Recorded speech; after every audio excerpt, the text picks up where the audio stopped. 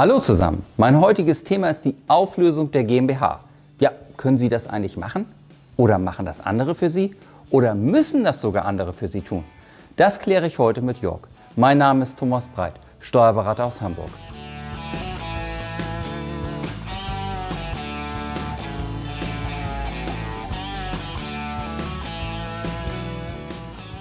Hallo Thomas, vielen Dank wie immer für die Einladung. Also ich habe eine GmbH, die ich nicht mehr haben möchte. Jetzt will ich sie auflösen. Wie mache ich das? Ja, du kannst sie liquidieren. Also du machst einen Liquidationsbeschluss. Okay, und wie geht das jetzt genau und was hat das für Auswirkungen für mich? Ja, also ein Liquidationsbeschluss heißt, ich möchte mit der GmbH aufhören. Du machst den Liquidationsbeschluss. Ab dem Tag musst du schon deine GmbH I.L. nennen, wegen der Firmenwahrheit und Klarheit, also vor allem die Wahrheit. Nicht erst ab der Eintragung. Also mit diesem Beschluss gehst du dann zum Notar. Der meldet das beim Handelsregister an und das wird natürlich auch im Bundesanzeiger veröffentlicht. Dann bist du halt in Liquidation. Und ja, dann hast du ein Jahr Sperrfrist. In dem Jahr Sperrfrist wartest du auf alle Gläubiger. Also die müssen sich innerhalb dieses eines Jahres melden, was sie und ihre Forderungen anmelden. Dann gibt es einen Liquidator, das ist meistens auch der ehemalige Geschäftsführer.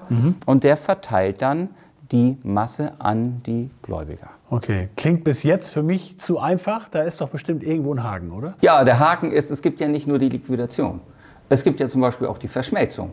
Das ist eine andere Form, wie du deine GmbH quasi auflöst. Denn die Verschmelzung ist ein Fall nach Umwandlungsgesetz, wird also das ganze Vermögen auf irgendetwas Neues verschmolzen und der alte Rechtsträger, also deine ursprüngliche GmbH, ohne Abwicklung wird sie aufgelöst. Nämlich Liquidation. Liquidation heißt ja Abwicklung, dauert mindestens ein Jahr, kann bis zu 3 Jahre gehen, es gibt auch welche, die dauern 10 Jahre.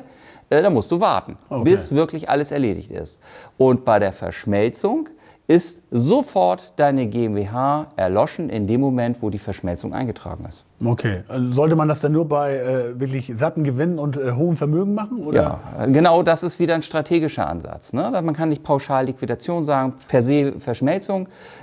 Es kommt drauf an. Also wenn du jetzt hohe Gewinne, satte Gewinne hast, sattes Vermögen, dann kann es natürlich mehr Sinn machen, dass du das auf irgendwas anderes verschmelzt. Mit der Liquidation hast du, außer dass du natürlich deine Gläubiger bedient hast, ist das alles weg. Ne? Das kannst du ja auch nicht mehr verkaufen. Es gibt ja keine Gesellschaft mehr.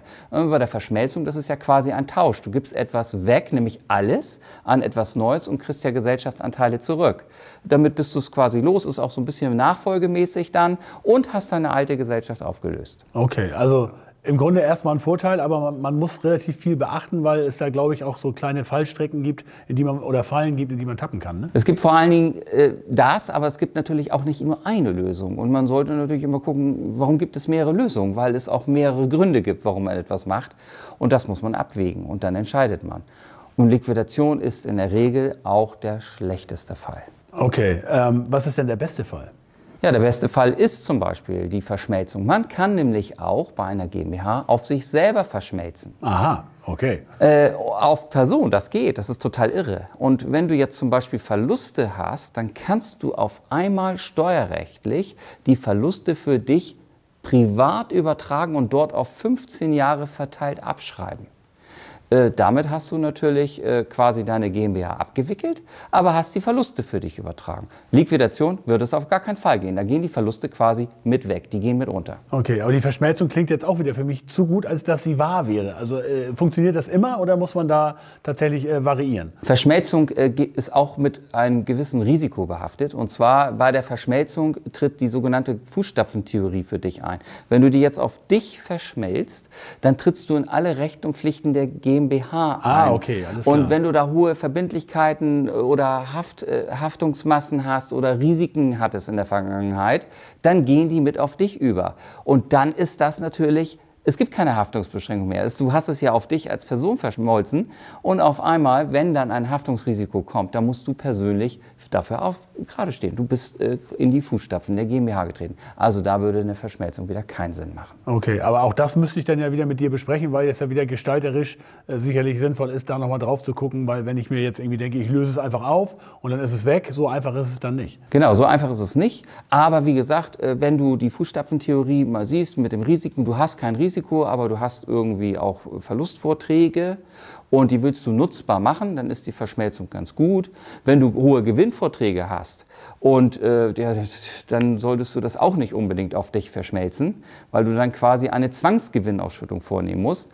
Und die reine Liquidation, naja, dann hast du das irgendwie verteilt und wenn du keine Gläubiger hast, dann hast du einfach nur die GmbH aufgelöst, dann hast du vielleicht nicht mehr die gleiche Möglichkeit in der Nachfolge. Ich sage einfach nur, dafür muss man gestalterisch konzeptionieren. Jetzt höre ich dir sehr gerne zu, Thomas. Du hast ja am Anfang gesagt, mache ich es selber oder muss es vielleicht sogar jemand anders für mich machen? Jetzt habe ich es bisher immer selber gemacht. Muss es ein anderer für mich machen? Nein. Ja, okay. Und zwar, wenn du insolvent bist. Ne? Also okay. Dann kannst du es nicht mehr entscheiden. Insolvent bist du entweder bei drohender Zahlungsunfähigkeit oder bei einer bilanziellen Überschuldung. Das heißt, Eigenkapital ist weniger als 0. Das 0 ist okay, aber bei minus 1 Euro hast du im Prinzip schon Insolvenzantragspflicht. Kannst du natürlich abwenden durch eine Fortführungsprognose oder durch eine Überschuldungsbilanz. Aber sagen wir mal, das hilft dir alles nicht. Dann musst du Insolvenz anmelden, um nicht der Insolvenzverschleppung dich schuldig zu machen. Dann kommt der Insolvenzverwalter. Naja, und der übernimmt die GmbH und wickelt die dann ja ab. Naja. Da hat er auch unterschiedliche Möglichkeiten. Klar, erstmal muss er die Masse sichern, erstmal muss er das Beste für die Gläubiger rausholen. Aber wenn da nichts zu holen ist, mangels Masse, ja, dann erlischt diese Gesellschaft einfach. Ne? Okay, und wenn es jetzt jemand anders für mich macht, ist es nochmal ein Unterschied, ob Verschmelzung oder Liquidation? Ich kann mir gar nicht vorstellen, was der Insolvenzverwalter von der Verschmelzung, vielleicht hätte er ja gut, wenn er da einen Mehrwert sieht für die Gläubiger. Er sieht das nicht für dich. Du bist ihm völlig egal. Der vertritt die Gläubiger, nicht dich. Ja, okay. Er übernimmt die Gesellschaft zum Schutze der Gläubiger. Und er guckt, dass er das Beste für sie rausholt. Und wenn es die Verschmelzung ist, ist es die Verschmelzung. Wenn es die Liquidation sein sollte, ist es die Liquidation. Aber das entscheidet der Insolvenzverwalter, denn er macht sich auch schadensersatzpflichtig gegenüber den Gläubigern. Ne? Okay. Waren das jetzt alle Möglichkeiten oder gibt es vielleicht noch eine andere? Denn ich kann ja als GmbH auch nur ein einzelner Gesellschafter sein und jetzt versterbe ich auf einmal. Was passiert denn dann? Ja, genau. Also dann passiert gar nichts, weil das ist ja nur ein Beteiligter an der GmbH, der verstirbt. Es hat keine Auswirkung auf die GmbH selber. Die lebt aus sich heraus, deswegen eine juristische Person und sie ist auch eine Körperschaft, ein Körper, so wie du und ich, aber juristisch. Deswegen, die tangiert das gar nicht. Wer an ihr beteiligt ist und da ist und wechselt und stirbt und reinkommt, rausgeht, ist völlig egal. Die GmbH bleibt GmbH, hat keine Auswirkung. Ja, Thomas, all meine Fragen haben sich in Luft aufgelöst, während wir zusammen die GmbH aufgelöst haben. Aber ich habe schon wieder gemerkt, es ist ganz gut, wenn man jemanden an seiner Seite hat, der sich damit auskennt. Das ist genau richtig. Das sollten Sie auch tun. Also wenn Sie Ihre GmbH auflösen sollten, holen Sie sich unbedingt Rat ein. Also, wir haben besprochen, Verschmelzung ist wunderbar, weil darüber können Sie im Idealfall, wenn Sie es auf sich verschmelzen, die Verluste sogar nutzbar machen. Gehen wir mal davon aus, Sie haben keine Verluste, ist das vielleicht schon nicht mehr zu gebrauchen. Und nicht zu vergessen, wir haben ja auch die Risiken, die Sie mit übernehmen. Vielleicht kommt dann eher die Liquidation. Die Liquidation ist sperrig, 3 Jahre mindestens. Man muss abwägen. Und dann gibt es ja noch vielleicht andere Möglichkeiten, Ihre GmbH aufzulösen.